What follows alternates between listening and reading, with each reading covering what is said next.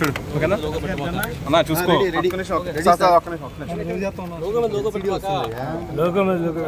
ఓకేనా చూసుకో బయట పెట్టి మన లోగో రెడీ సార్. గన్నవరం మాజీ శాసనసభ్యుడు వల్లభనేని వంశీమోహన్ గారిని రాత్రి నుంచి కూడా పాత్రికేయ ప్రపంచం మీరే సాక్ష్యంగా చూస్తున్నారు. నిన్న రాత్రి ఆయన భార్య లేకపోతే మాలాంటి స్నేహితులు పార్టీ కార్యకర్తల కంటే కూడా ముందుగా వంశీ దగ్గరకు చేరుకున్నది, వంశీ పరిస్థితిని బయటికి చెప్పింది కూడా మీడియా ప్రపంచమే. ఈ రోజు కూడా ఇక్కడ హాస్పిటల్ దగ్గర జరిగిన తొంతంతా కూడా మీరే చూశారు. నిన్న హాస్పిటల్లో రాత్రి 12ంటికి హాస్పిటల్లో 11:30-12ంటికి హాస్పిటల్లో అడ్మిట్ అయితే ఆ డాక్టర్ గారు నేను పొద్దున్నే అన్ని పారామీటర్స్ చూసి అప్పటికి తగ్గపోతే రిఫర్ చేస్తామని చెప్పి చెప్పినటువంటి డాక్టర్ ఉదయం 7 గంటలకే పోలీసు వారు మళ్ళీ వెళ్ళిపోయి నీకు బాగుంది రామని చెప్పని చేతులు పట్టుకుని నేర్చుకుని స్టేషన్కి తీసుకెళ్ళిపోయారు. స్టేషన్కి వెళ్ళిన తర్వాత మళ్ళీ 1 గంటకో గంటన్నరకో మళ్ళీ అతనికి వామిటింగ్స్ అవ్వడం, ఏ రకంగా ప్రాణాల మీద ఇబ్బంది పడుతున్నటువంటి ఆక్సిజన్ అన్నకో లేకపోతే ఊపిరితిత్తులు ఆడకో ఇబ్బంది పడుతున్నటువంటి ఒక పేషెంట్ని ఈ రకంగా ఆయన చెప్తాడు.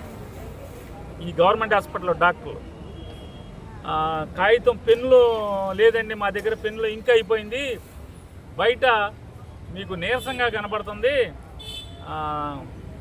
నీరసం తగ్గటానికి బయట మెడికల్ షాప్లో ఓఆర్ఎస్ ఎలక్ట్రాల్ పౌడర్ అని దొరుకుద్ది, ఓఆర్ఎస్ పైడి దారిలో జీప్ ఆపిచ్చి కొనుక్కొని వేసుకొని తాగండి సరిపోద్ది అని చెప్పి. అంటే విజయవాడ ఈ గవర్నమెంట్ హాస్పిటల్లో అంటే రాష్ట్ర రాజధానిలో ఉన్న ఈ హాస్పిటల్లో ప్రాణాల మీద ఒక మాజీ శాసనసభ్యుడిని ఇక్కడికి తీసుకొస్తే ఏంటయ్యా అంటే ఎలక్ట్రాల్ పౌడర్ దారిలో కొనుక్కోమని. వీళ్ళ దిక్కుమాలిన బొత్తుకి ఈ ప్రభుత్వానికి ఓఆర్ఎస్ ప్యాకెట్ కూడా ఇక్కడ లేదనమాట. కనీసం వాడు సప్లై చేయాలి కదా ఎదవా, ఓఆర్ఎస్ ప్యాకెట్ కొనుక్కోమని చెప్తాడు. ఇంత దిక్కుమాలినటువంటి దిగజార్చి ఈ హాస్పిటల్లో వైద్యం చేస్తున్న పరిస్థితి.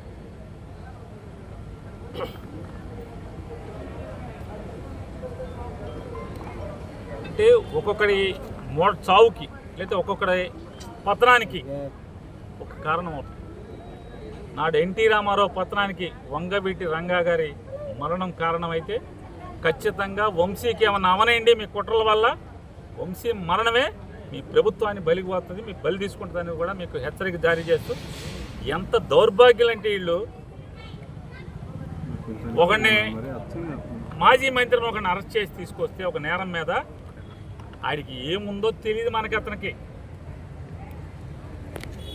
ఫైల్స్ ఉంది వెంటనే వచ్చేయాలి మాకు ప్రాణం పోతుంది. ఫైల్స్కి ప్రాణం పోతాం ఏంటి?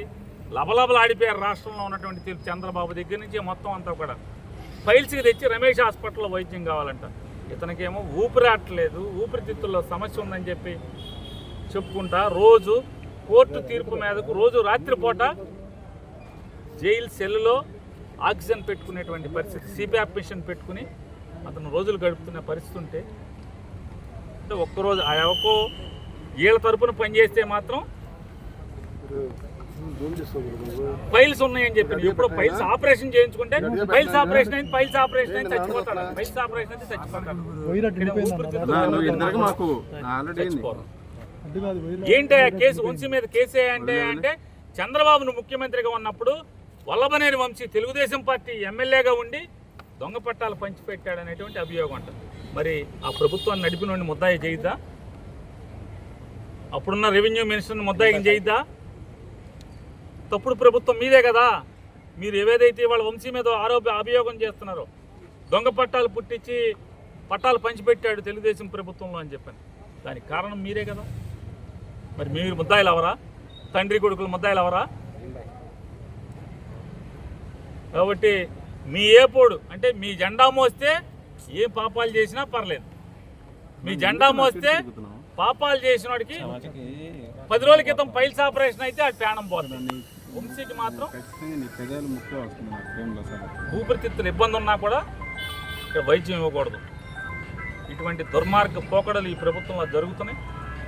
దేన్నైనా వైఎస్ఆర్ కాంగ్రెస్ పార్టీ జెండా మోసేవాడు. నిన్న ఒకరిని చూసాం మనం దాచేపల్లిలో. పశువు కంటే హీనంగా భాస్కర్ రావు అనే ఒకడు తెలుగుదేశం వాడి కారు వేసుకొచ్చి మఫ్టీ బట్టల్లో ఎక్కించుకెళ్ళి ఏ రకంగా కొట్టారో మొత్తం ప్రపంచం అంతా చూసింది. ఇవాళ ఇక్కడ ఈ మత్తు డాక్టర్ హాస్పిటల్లో ఉద్యోగం వచ్చిన కాడి నుంచి ఈ బెదవాడ హాస్పిటల్లోనే ఉద్యోగం. అంటే ఎంతమందికి చెంచాగిరి చేసి ఎంతమందికి ఏమేం చేస్తే ఒక ప్రభుత్వ ఉద్యోగి చేరిన చోట నుంచి బెదవాళ్ళని ఇన్నాళ్ళు ఎందుకుంటాడు ఈ మత్తు డాక్టర్? ఇట్లాంటి వాళ్ళని ఇట్లాంటి దగులుబాజీ పనులు చేయబట్టి ఉంటారు. ఒక ప్రాణం మీదకి వచ్చినటువంటి ఒక పేషెంట్ వస్తే మరి బాధ్యత గలవాడు ఈ రకంగా దుర్మార్గంగా కిరాతకంగా రాజకీయాలు, ఎవడో రాజకీయ కోసం, ఎవడో మానసిక ఆనందం కోసం ఇట్లాంటి ఉద్యోగస్తులందరూ ఆ భాస్కరరావు గారి కానీ లేదా ఈ మొత్తోడు కానీ ఖచ్చితంగా మీరు అనుభవించే ఇంతకింతకు అనుభవించే రోజు మాత్రం వచ్చి తీరుతుందని భాస్కరరావు గారికి చెప్తున్నా, ఈ మొత్తోడికి చెప్తున్నా. జై జగన్.